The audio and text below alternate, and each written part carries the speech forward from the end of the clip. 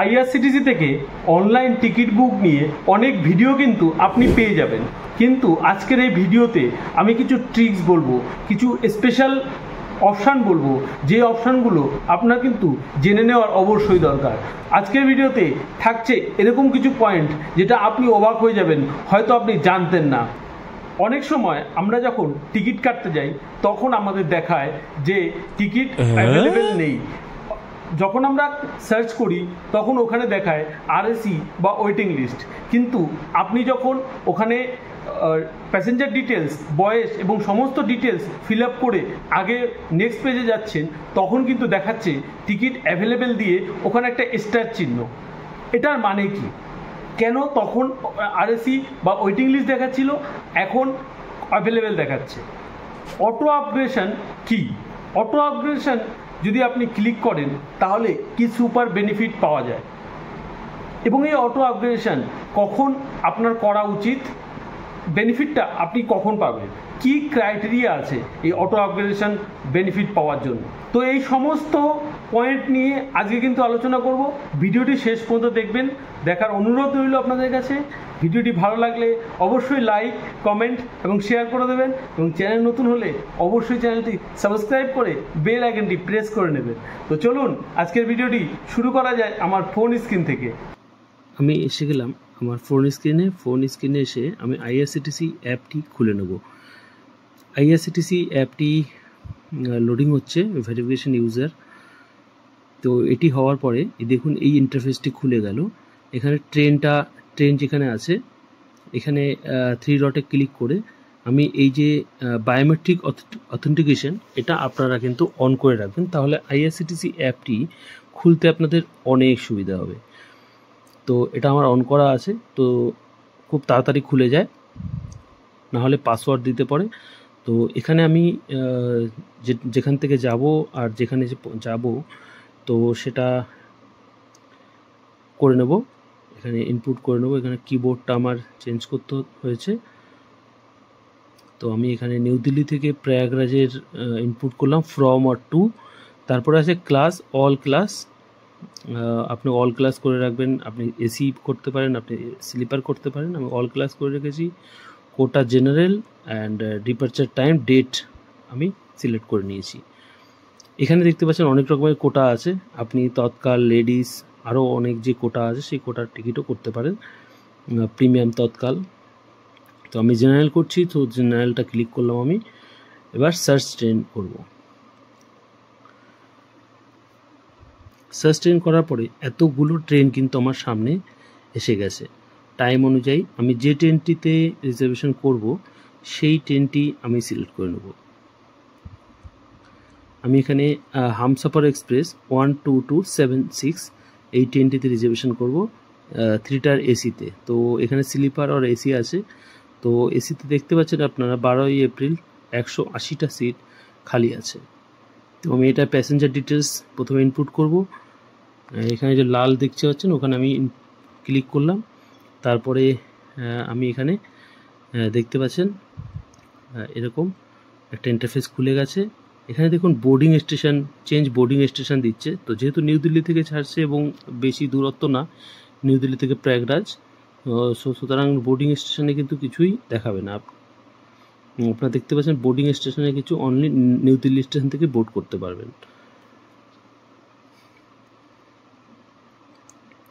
আমি এবার একটু নিচের দিকে আসলাম।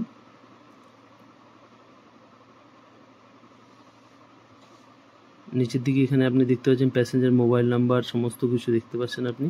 এই যে একটা অপশন আছে আদার প্রেফারেন্স বলে, কনসিডার ফর অটো আপগ্রেডেশন, এটা ক্লিক করা উচিত তখনই যখন আপনার ওয়েটিং বা আরএসিতে টিকিট কাটবেন আপনি। এটার একটা বেনিফিট আছে, সেই বেনিফিটটা আমি লাস্টে বলছি আপনাদের, এটাতে কি বেনিফিট পাওয়া যায়। তো আমি নিচে আসলাম। নিচে আসলে পেমেন্ট মোডের আপনার দুটো অপশন থাকছে। এখানে রিজার্ভেশন চয়েস দিচ্ছে, রিজার্ভেশন চয়েসে আপনি চয়েস করতে পারেন এখানে বুক অনলি, একটু পড়ে নেবেন এটা, যে আপনার সিট, লোয়ার সিট থাকলে তবেই যেন বুকিং হয়, এরকম অনেক কিছু রিজার্ভেশন চয়েস দিচ্ছে। আপনি নানও করতে পারেন, আপনি এই অপশানগুলোকে ক্লিক করতে পারেন। তো তারপরে পেমেন্ট মুডে আপনি ক্রেডিট কার্ড বা ডেবিট কার্ড দিয়ে করতে পারেন, আর ইউপিআই অপশানও আছে। আমি যেহেতু ইউপিআই করবো সেহেতু পে থ্রু ভীম ইউপিআই। এবং ট্রাভেল ইন্স্যুরেন্স অবশ্যই নেওয়া উচিত, কারণ ট্রাভেল ইন্স্যুরেন্স খুব কম পয়সায়, দেখতে পাচ্ছেন 45 পয়সা মাত্র পার পার্সনের ট্রাভেল ইন্স্যুরেন্স পাওয়া যাচ্ছে। যদি কোনো রকম ইনসিডেন্ট আপনার ট্রেনের সাথে হয়ে থাকে, ট্রেনে কোনো ইনসিডেন্ট হয়ে গেল, ট্রেন অ্যাক্সিডেন্ট হয়ে গেল বা কোনো কিছু হয়ে গেলো, তাহলে কিন্তু আপনার ফ্যামিলি একটা টাকা পাবে। তো কত টাকা কী পাবে সেটাও আমি দিয়ে দেবো ডিসক্রিপশানে, ডিটেলসে দিয়ে দেবো।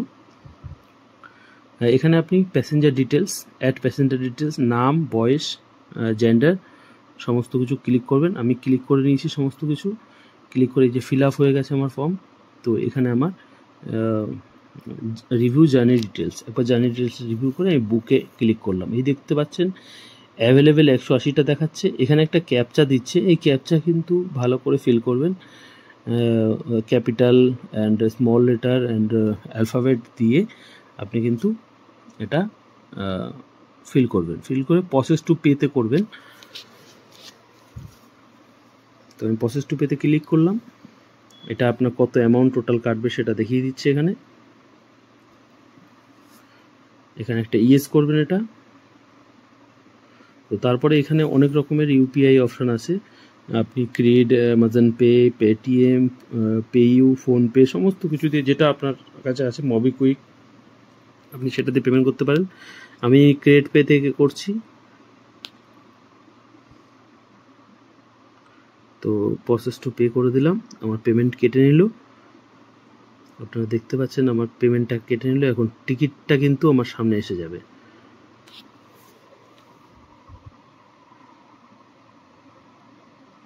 টিকিট কনফার্ম হয়ে গেছে, আমার টিকিট কিন্তু এসে গেছে।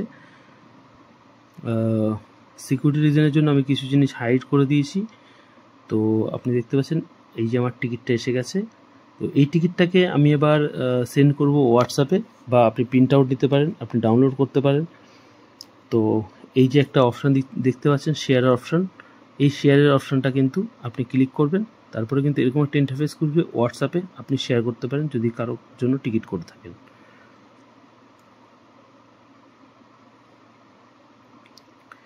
তো এবার আমি আবার নতুন ইন্টারফেস চলে গেলাম। এবার আমি কাটবো একটি স্লিপার কোচের ট্রেন, স্লিপারের টিকিট কাটবো। তো সেম অপশান, আপনি নিউ দিল্লি থেকে ডেট যেখানে যাবেন এবং আপনি ডেট সিলেক্ট করবেন। ডেট সিলেক্ট করে আপনি এখানে সার্চ করবেন।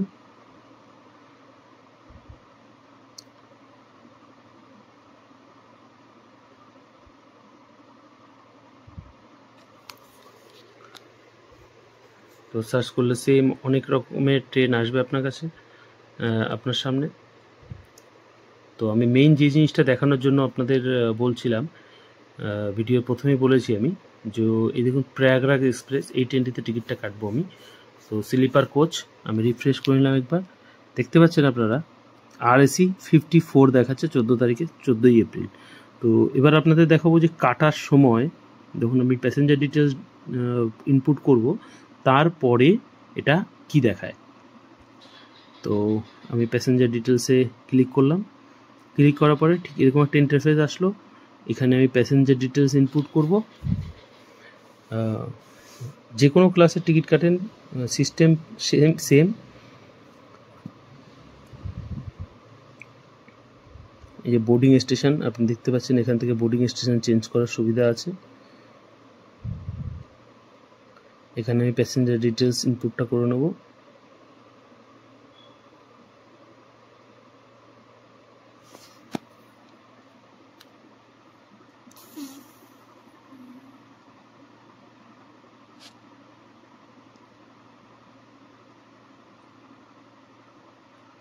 আমি সমস্ত কিছু ফিল আপ করে নিলাম, বার্থ রেফারেন্স সমস্ত কিছু। তো এই দেখতে পাচ্ছেন এরকম একটা ইন্টারফেস খুলে গেল। সেম আমি ইউপিআইতে পেমেন্ট করব।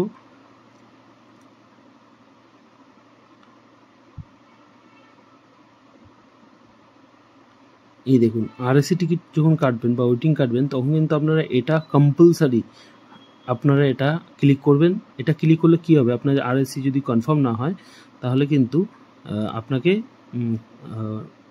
2টার বা 3টার যদি খালি থাকে তো সেখানে কিন্তু আপগ্রেড হয়ে যায়। এই দেখুন অ্যাভেলেবেল 39 অ্যাভেলেবেল দেখাচ্ছে, পাশে একটা স্টার দেখাচ্ছে। এটি কেন দেখাচ্ছে? এটি এর জন্যই দেখাচ্ছে যে আপনার 60 এজ মানে সিনিয়র সিটিজেনে আসছে, সিনিয়র সিটিজেনে খালি আছে, তো তার জন্য কিন্তু এখানে অ্যাভেলেবেল 39 দেখাচ্ছে। এটা আপনি যদি কম বয়স দেন, 30, 35, 40, 50 এরকম বয়স দেন, তাহলে কিন্তু ওটা দেখাবে না, ওটা কিন্তু আরএসি দেখাবে। তো এখানে আমি সেম ক্যাপচা দেবো, ক্যাপচা দিয়ে প্রসেস টু পে করব।